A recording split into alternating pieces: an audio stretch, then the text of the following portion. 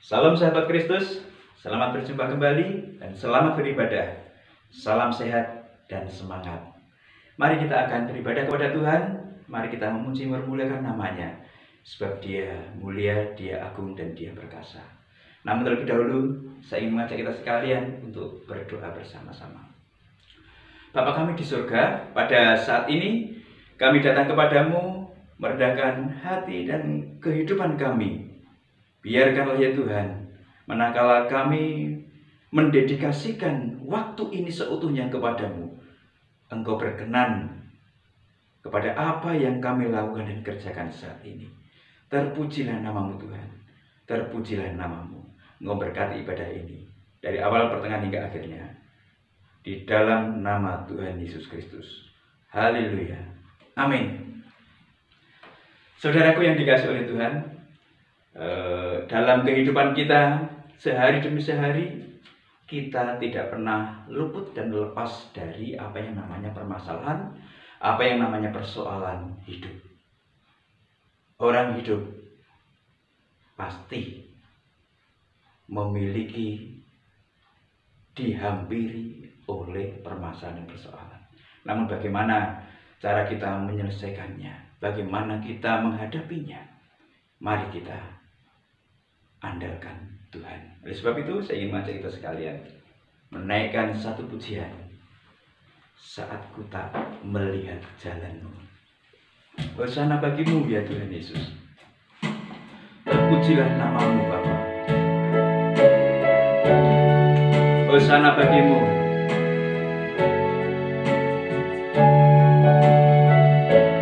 Haleluya Tuhan.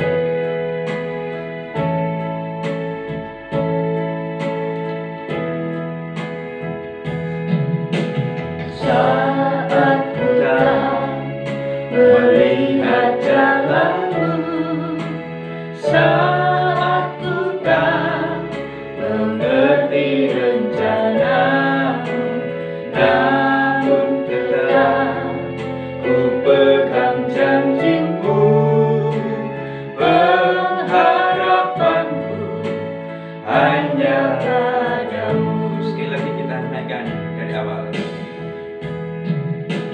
Saat ku tak melihat jalanmu, saat ku tak mengerti rencanamu, namun tetap ku pegang janjimu, pengharapanku hanya padamu. Hatiku percaya, Hatiku percaya,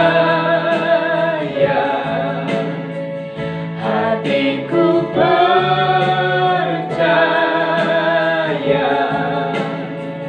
hatiku percaya, selalu ku percaya. hatiku percaya ya Tuhan. Hatiku percaya, hatiku percaya, hatiku percaya, selalu ku percaya, Selalu ku percaya. selalu ku percaya, selalu ku percaya.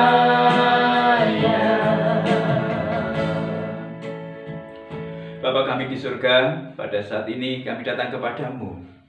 Biarkanlah seperti pujian yang kami naikkan kepadamu Bapa. Keluarga lepas keluarga, pribadi lepas pribadi yang menghampiri tahta kemuliaan-Mu bersama-sama kami, baik yang ada di tempat ini ataupun dimanapun mereka berada. Tuhan, Engkau menolong setiap kami. Niat hati kami untuk beribadah kepadamu, mengagungkan Engkau, mengakui segala keperkasaan. Terpujilah namamu. Kami sambut firman-Mu pada saat ini, di dalam nama Tuhan Yesus Kristus. Haleluya, amin. Saudara yang dikasihi oleh Tuhan Yesus Kristus, seperti di depan tadi saya katakan bahwasanya orang hidup semuanya memiliki masalah. Orang hidup semuanya memiliki persoalan dan tantangannya masing-masing. Seseorang memilikinya. Tidak bisa orang melepaskan diri dari permasalahan selamanya. Karena selesai yang satu, datang yang kemudian. Selesai yang satu, datang yang kemudian. Demikianlah silih berganti. Namun yakin dan percayalah bahwa persoalan, permasalahan, dan tantangan hidup yang menghampiri kita sebagai anak-anak Tuhan bukan untuk menghancurkan kita, bukan untuk melemahkan kita, bukan untuk merobohkan kita, tetapi untuk menjadikan kita kuat di dalam pengikutan kita akan Tuhan Yesus Kristus. Amin. Mari kita akan mencoba memahami dari nats Alkitab yang terambil dari 2 Tawarik pasal yang ke-20 ayat 1 sampai dengan yang ke-30. Mari kita akan membaca dan menikmati bersama-sama. 2 Tawarik pasal yang ke-20 ayat 1 sampai dengan yang ke-30. Ibu Elvi akan membacakan untuk kita semua hanya ayat 1 sampai dengan yang ke-13 saja. 2 Tawarik 20 ayat 1 sampai 13. Demikian bunyi firman Tuhan. Kemenangan atas Moab dan Amon, akhirnya pemerintahan Yosafat. Setelah itu Bani Moab dan Bani Amon datang berperang melawan Yosafat bersama-sama sepasukan orang Meonim.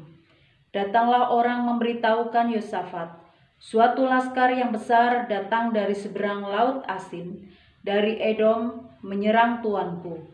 Sekarang mereka di Haseson Tamar, yakni En-Gedi. Yosafat menjadi takut, lalu mengambil keputusan untuk mencari Tuhan. Ia menyerukan kepada seluruh Yehuda supaya berpuasa. Dan Yehuda berkumpul untuk meminta pertolongan daripada Tuhan. Mereka datang dari semua kota di Yehuda untuk mencari Tuhan. Lalu Yosafat berdiri di tengah-tengah jemaah Yehuda dan Yerusalem di rumah Tuhan, di muka pelataran yang baru dan berkata, "Ya Tuhan Allah nenek moyang kami, bukankah Engkau Allah di dalam sorga? Bukankah Engkau memerintah atas segenap kerajaan bangsa? Kuasa dan keperkasaan ada di dalam tangan-Mu, sehingga tidak ada orang yang dapat bertahan melawan Engkau. Bukankah Engkau Allah kami yang menghalau penduduk tanah ini dari depan umat-Mu Israel dan memberikannya kepada keturunan Abraham, sahabat-Mu itu, untuk selama-lamanya?"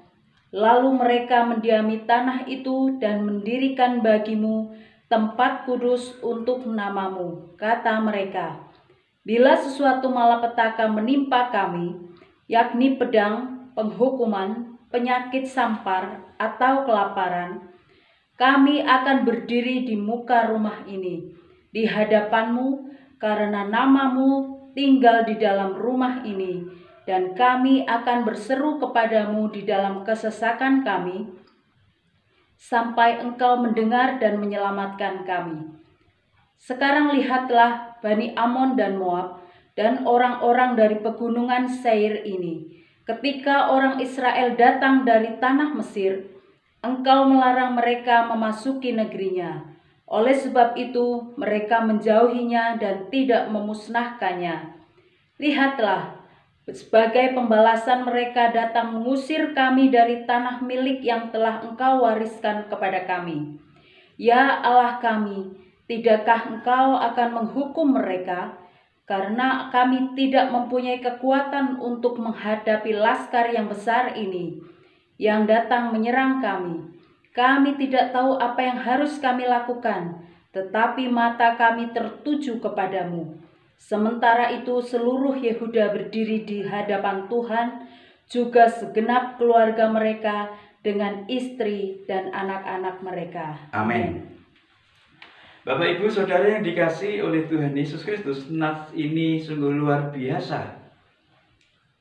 Memberikan satu contoh kepada kita, wawasan kepada kita bagaimana menyelesaikan permasalahan, bagaimana menyelesaikan satu tantangan yang luar biasa. Kalau Bapak Ibu Saudara memperhatikan nats yang kita baca tadi adalah bukan permasalahan satu orang, bukan permasalahan dua orang, satu keluarga, dua keluarga, atau bahkan satu kampung, dua kampung, tidak. Tetapi ini adalah permasalahan negara. Ini adalah permasalahan bangsa. Siapa yang dikisahkan dalam nats ini adalah seorang yang bernama Yosafat. Dan Yosafat pada saat itu adalah raja orang-orang Yehuda. Raja negeri Yehuda. Dan apa yang dihadapi oleh Yosafat adalah satu kengerian yang luar biasa. Dan hal ini adalah satu hal yang sangat mengagetkan bagi dirinya. Sebagai seorang raja, betapa tidak. Kalau Bapak Ibu Saudara membaca dalam nats yang sebelumnya, pada pasal yang sebelumnya, apa yang didapatkan oleh Yosafat dan juga rakyatnya adalah manakala mereka diajak berperang oleh Ahab, raja Israel saat itu, untuk memerangi Ramot Gilead. Padahal sudah jelas-jelas setelah Ahab meminta kepada nabinya untuk berkata-kata, apakah aku boleh maju berperang melawan Ramot Gilead? Semua nabi-nabi yang disukai oleh Ahab mengatakan, iya, majulah, kamu akan mendapatkan kemenangan. Tetapi seorang yang bernama Yosafat ini diajak untuk bersekutu dengan si Ahab ini. Dan Yosafat bertanya kepada Ahab, apakah sudah tidak ada nabi yang lainnya selain yang ini yang memberikan satu persetujuan untuk kita maju berperang menghadapi Ramot Gilead? Ahab mengatakan, masih ada satu nabi, tetapi tidak pernah sekalipun nabi itu memberikan perkataan yang baik kepadaku. Bapak Ibu Saudara yang dikasihi oleh Tuhan, singkat cerita, apa yang terjadi?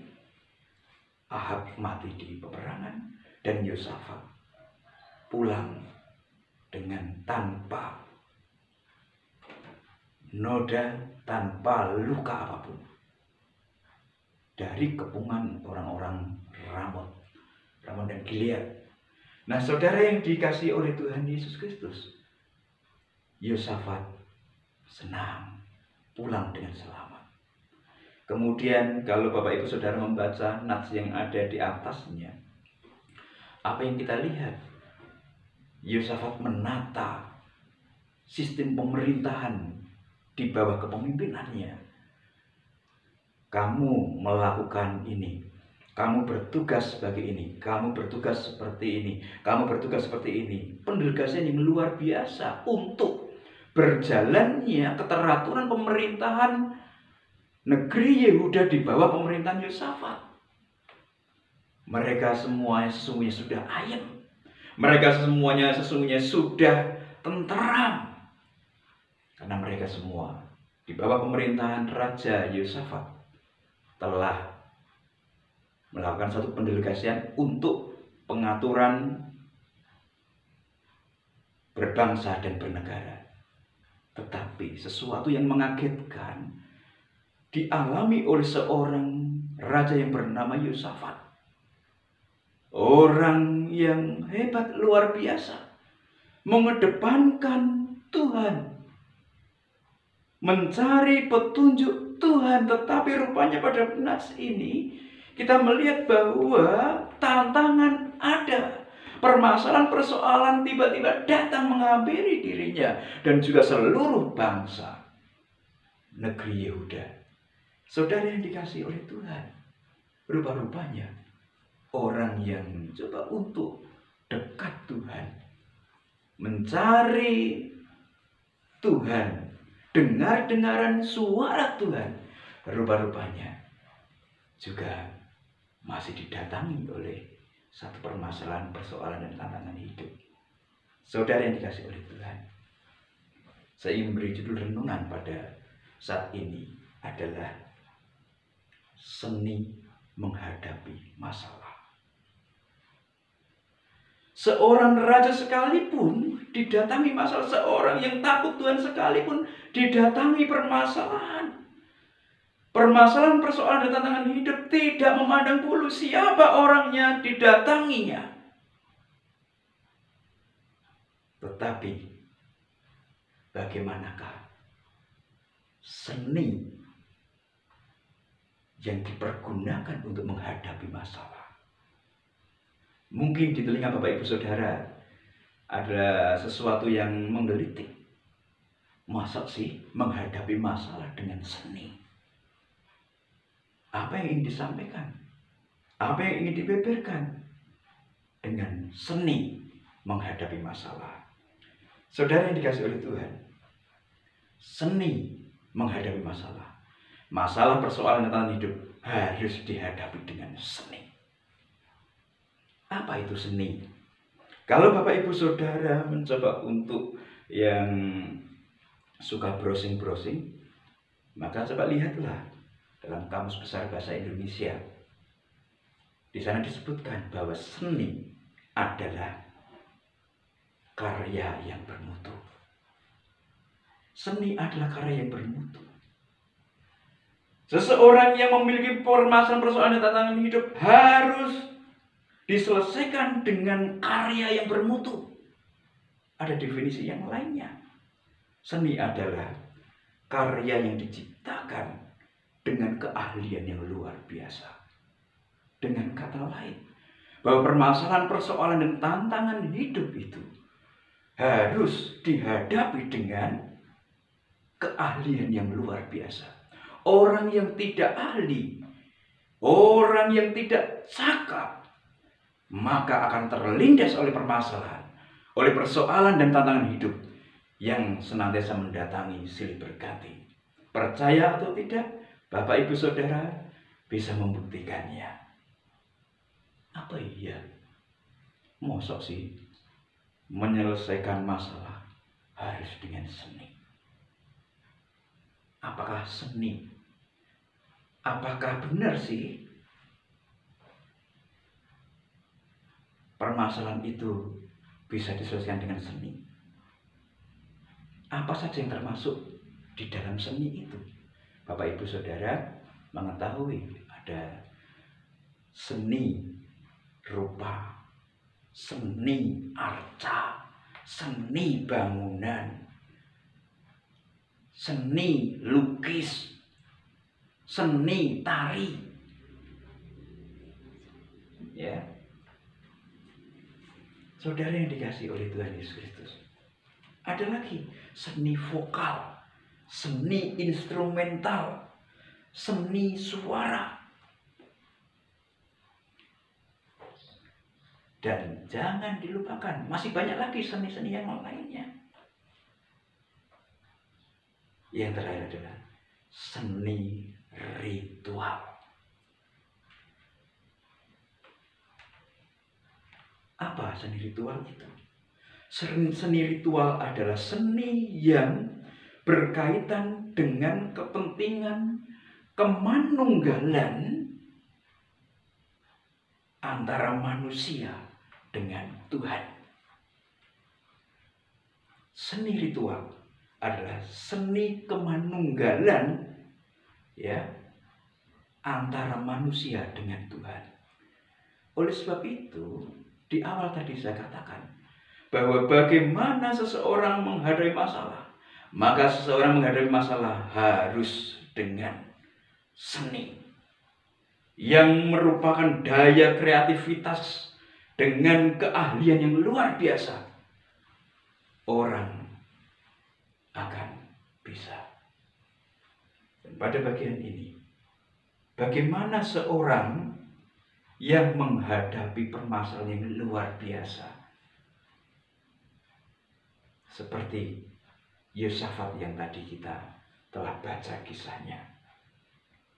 Bagaimana seni yang dilakukan oleh Yosafat untuk menghadapi masalahnya?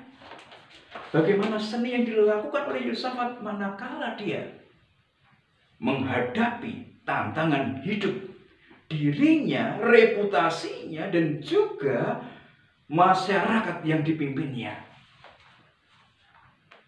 Saudara yang dikasihi oleh Tuhan Yesus Kristus, seorang raja, seorang pembesar mendapatkan satu persoalan dalam hidup.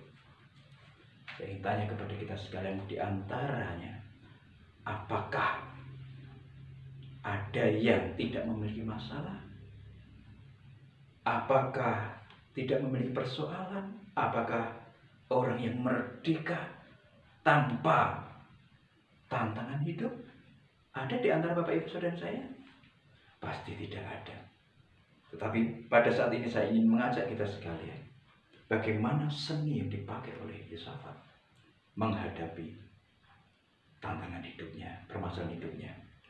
Pada bagian ini, satu hal pertama, seorang yang bernama Yosafat langsung seketika itu juga dalam takutnya yang luar biasa. Bapak Ibu Saudara bisa membayangkan bagaimana kalau seorang kepala takut, apa yang dirasakan oleh bawahannya? Pasti semuanya akan tercekam dan mengalami satu ketakutan yang luar biasa. Dalam satu keluarga, apa yang akan terjadi manakala seorang ayah atau seorang tua, ibu dan bapak mengalami satu ketakutan yang luar biasa manakala menghadapi satu permasalahan, persoalan serta tantangan hidup? Apa yang terjadi? Anak-anaknya akan tercekam. Dan apa yang akan dilakukan? Apakah kita akan melakukan seperti seorang yang bernama Yosafat ini? Apa yang diambil? Apa yang dilakukan adalah dia langsung memutuskan untuk mencari Tuhan. Nats yang telah Bapak Ibu Saudara baca dalam ayat yang ketiga sampai dengan ayat yang ke-13, di sana disebutkan bahwa Yosafat mencari Tuhan. Itu yang diputuskan. Itu yang dilakukan oleh Yosafat. Menginstruksikan tidak hanya dirinya, tidak hanya jajaran di pemerintahannya saja, orang-orang yang diberikan satu delegasi atau tugas atau mandat tadi, bukan, tetapi seluruh orang-orang Yehuda diserukan untuk mencari Tuhan. Ini adalah satu keputusan yang diambil oleh seorang yang bernama Yosafat.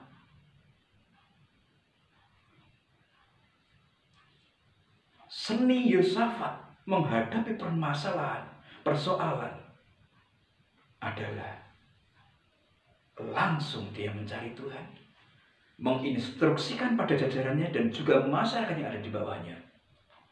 Cari Tuhan. Mari kita berkumpul, mari kita berpuasa, dan mari kita berdoa kepada Tuhan. Saudara yang dikasihi oleh Tuhan, ini yang dilakukan oleh seorang yang bernama Yosafat.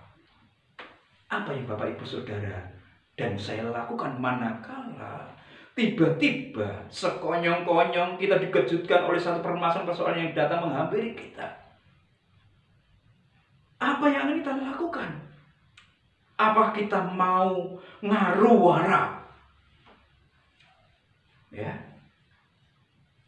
Dan juga malah membesarkan permasalahan yang datang menghampiri?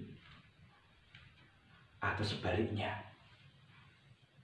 kita datang mencari Tuhan.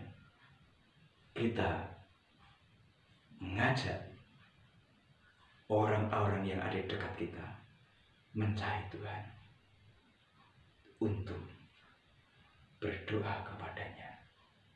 Ini yang dilakukan oleh Yosafat. Ini yang dilakukan oleh Yosafat, yaitu ambil keputusan, tidak melihat permasalahannya, tetapi dia datang kepada Tuhan. Datang kepada Tuhan. Bukan satu hal yang mudah untuk orang langsung memberikan satu keputusan seperti itu.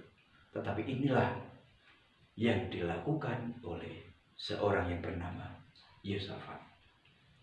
Kemudian, saudara yang dikasih oleh Tuhan, hal yang kedua yang kita lihat dalam nats yang kita baca tadi, dalam ayat yang ke-14 sampai dengan yang ke-19, apa dikatakan? Bahwa di dalam doa, di dalam Yosafat mencari Tuhan, apa yang ada dalam benak pemikirannya, apa yang ada di dalam angannya adalah bahwa seseorang harus mempercayai penyertaan Tuhan dalam penyelesaian persoalan dan tantangan hidup. Orang harus meyakini, orang harus mempercayai penyertaan Tuhan. Itu yang harus ada. Penyertaan Tuhan harus kita yakini, kita percayai. Kita anak-anaknya, kita umat tebusannya. Kita adalah orang yang berhak atas ahli waris kerajaannya. Pimpinan, penyertaan, bimbingannya. Dalam permasalahan, dalam persoalan tantangan hidup, kita harus tetap ingat bahwa Tuhan menyertai. Amin. Itu yang harus diyakini. Tuhan menyertai. Sehingga apa yang kita boleh lihat dalam nats yang kita baca adalah seorang nabi Tuhan bersuara kepada seluruh orang-orang Yehuda yang berdoa, berpuasa di depan rumah Tuhan saat itu. Suara itu mengatakan, jangan takut, jangan terkejut. Jangan takut, jangan terkejut. Dengan permasalahan persoalan yang menghampirimu dan juga bangsa ini. Bukan kamu yang berjuang. Kamu tidak akan bertempur. Tuhanlah yang akan bertempur. Tuhanlah yang akan memberikan kemenangan kepadamu. Saudara yang dikasihi oleh Tuhan, manakala mereka berdoa, manakala mereka berpuasa mencari hadirat Tuhan, bagaimana mereka menunjukkan kepercayaan dan loyalitas mereka kepada Tuhan, maka Tuhan lewat hambanya, lewat nabinya, mengatakan satu peneguhan yang luar biasa. Kamu sekalian harus percaya. Kamu sekalian jangan terkejut, jangan takut. Karena semuanya ini Tuhan sendiri yang akan berperang. Karena kemenangan Tuhan akan berikan kepadamu. Saudara yang dikasihi oleh Tuhan Yesus Kristus, ini disampaikan oleh Nabi yang berbicara kepada Yosafat dan juga orang-orang Yehuda saat itu. Mereka harus yakin, mereka harus percaya.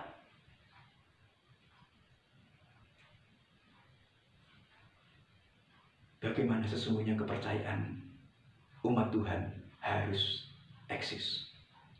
Apakah manakala seseorang itu berada di dalam gereja saja? Apakah manakala seseorang itu sedang berada dalam satu kelompok persekutuan? Atau kumpulan doa yang sedang dilakukan? Apakah kepercayaan, keyakinan itu hanya terdapat pada saat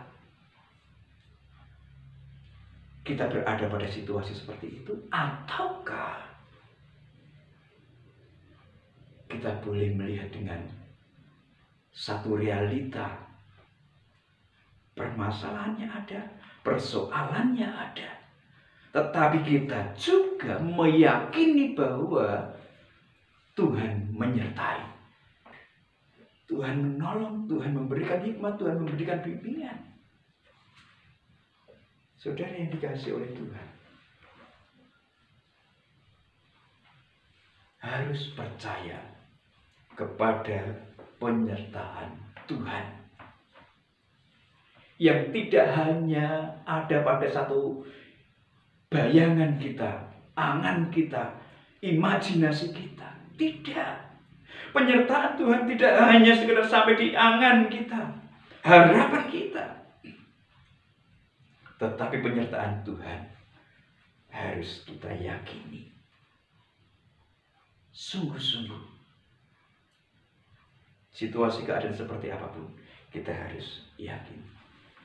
Tuhan beserta. Kita percaya Tuhan menyertai. Yang ketiga adalah bahwa percaya kepada Allah dan percaya kepada Tuhan. Maksudnya apa? Dalam ayat yang ke-20 sampai dengan yang ke-30 disebutkan percaya kepada Allah dan percaya kepada Tuhan. Maksudnya apa? Bahwa Tuhan yang maha besar, Tuhan yang maha kasih, Tuhan yang menyertai, Tuhan yang melindungi itu sesungguhnya bukan hanya waktu sekarang, tetapi waktu-waktu yang lalu Tuhan telah berkarya. Sehingga percayalah, lihatlah, perhatikanlah bahwa Tuhan yang luar biasa yang kita percayai, Tuhan yang peduli, Tuhan yang mengasihi. Ingat, perhatikan, camkanlah itu. Dan juga percaya kepada nabinya. Apa yang disampaikan adalah bahwa harus percaya atas apa yang disampaikan oleh pesuruh Tuhan untuk Tuhan mengatakan. Pada saat itu, Yosafat berdoa kepada Tuhan, menyerahkan kepercayaannya kepada Tuhan. Dan juga mempercayai apa yang dikatakan oleh Nabi, bahwa kamu jangan takut, karena Tuhan yang akan berperang, karena Tuhan yang akan beri kemenangan. Perkataan Nabi harus dipercayai. Nah, bagaimana sekarang dengan kita, orang-orang yang hidup sekarang ini? Siapakah Nabi itu? Maka sesungguhnya Alkitab ini sungguh dengan lengkap menuliskannya, merangkumkannya untuk kita mengerti petunjuk Tuhan, untuk kita mengerti jalan yang Tuhan mau sampaikan kepada kita sekalian. Oleh sebab itu Bapak Ibu Saudara yang dikasihi oleh Tuhan, kepercayaan kita kepada Tuhan, yes. Tetapi kita juga harus membaca. Tetapi kita juga harus merenungkan. Tetapi kita harus memahami ayat demi ayat yang kita baca. Bahwa firman-Mu pelita bagi kakiku, terang bagi jalanku. Saudara yang dikasihi oleh Tuhan Yesus Kristus, ini adalah salah satu hal untuk kita percaya kepada apa yang dikatakan oleh Nabi. Sebagai orang yang didahului oleh Tuhan untuk berkata-kata kepada Yosafat pada saat itu. Dan juga Alkitab saat ini kita harus baca, kita harus renungkan. Seperti pada waktu-waktu yang lalu saya sampaikan. Pagi hari, siang hari, malam hari, dalam keadaan berjalan, dalam keadaan berbaring, dalam keadaan seperti apapun, percakapkanlah itu kepada orang-orang yang ada di dekatmu, anakmu, istrimu, sahabatmu, atau siapapun. Percakapkan dan renungkanlah. Ini yang Tuhan mau. Manakala kita menerima satu perkataan-perkataannya, direnungkan, dipahami, dihayati, dan dilakukan. Saudara yang dikasih oleh Tuhan, di awal tadi saya katakan bahwa harus dengan seni untuk menghadapi satu permasalahan. Orang percaya bukan satu hal yang mudah. Orang berserah atas penyertaan Tuhan bukan satu hal yang mudah. Orang mau mempercayai, membaca Alkitab bukan satu hal yang mudah. Sehingga inilah yang saya katakan bahwa manakala seseorang menghadapi permasalahan harus dengan seni, harus dengan keahlian yang luar biasa. Orang yang tidak luar biasa, orang yang tidak mau mengasah semuanya ini, maka orang tidak akan tuntas di dalam menyelesaikan satu permasalahan dan persoalan dalam kehidupannya. Oleh sebab itu, Bapak Ibu, Saudara yang dikasihi oleh Tuhan Yesus Kristus, melalui kebenaran firman Tuhan yang saat ini saya sampaikan kepada kita sekalian, mari gunakan seni untuk menghadapi masalah. Keahlian kita untuk memutuskan mencari Tuhan, bersandar kepada Tuhan, percaya kepada Tuhan, dan juga kepada perkataannya. Mari kita lakukan, kita asah itu sedemikian rupa, sehingga permasalahan-persoalan seperti apapun juga tidak akan memporak-porandakan, merubuhkan kita, umat tebusannya. Tuhan Yesus memberkati. Kita berdoa. Bapa kami di surga, pada saat ini kami sungguh bersyukur kepadamu. Engkau memberi kesempatan kepada setiap kami ya Tuhan. Karena siapapun kami adalah orang-orang yang memiliki masalah, mendapatkan persoalan dan tantangan hidup. Tidak ada orang hidup yang tanpa masalah dan tantangan. Namun biarkanlah melalui renungan firman-Mu ini, Engkau kuat teguhkan kami untuk menghadapi permasalahan kami dengan keahlian kami, yaitu mencari Engkau,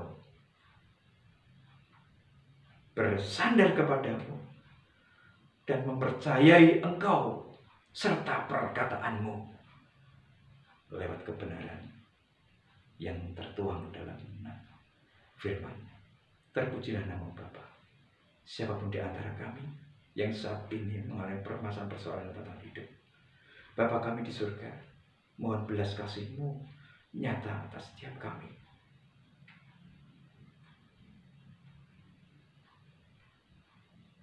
Sehingga Engkau berkenan melepaskan,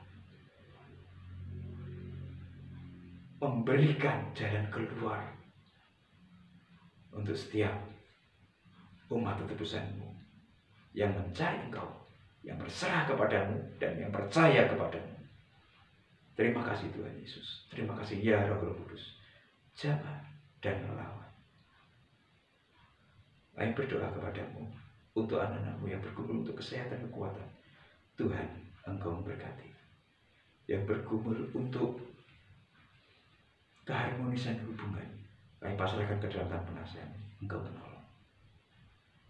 Yang bergumul untuk perekonomian, kami sungguh memasrahkan ke dalam tangan penasihat-Mu ya Bapa.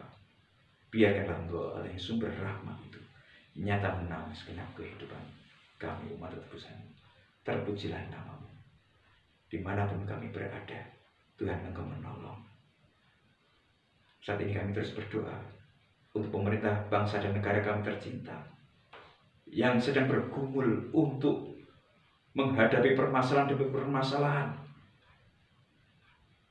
apakah permasalahan tentang adanya COVID-19 dan juga permasalahan-permasalahan yang lainnya kami bawa ke dalam tangan pengasihan. Engkau memberkati Presiden, Wakil Presiden, Menteri Kabinet yang ada, anggota Dewan dan Majelis Permusyawaratan Rakyat,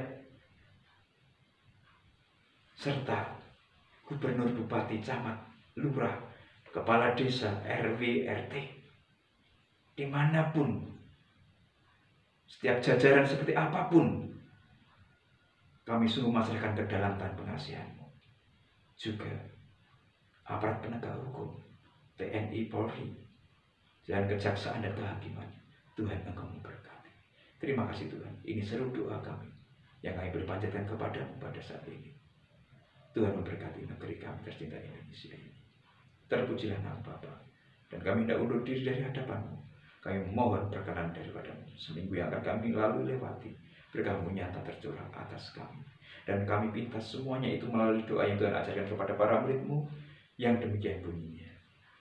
Bapa kami yang ada di surga, dikuduskanlah nama-Mu.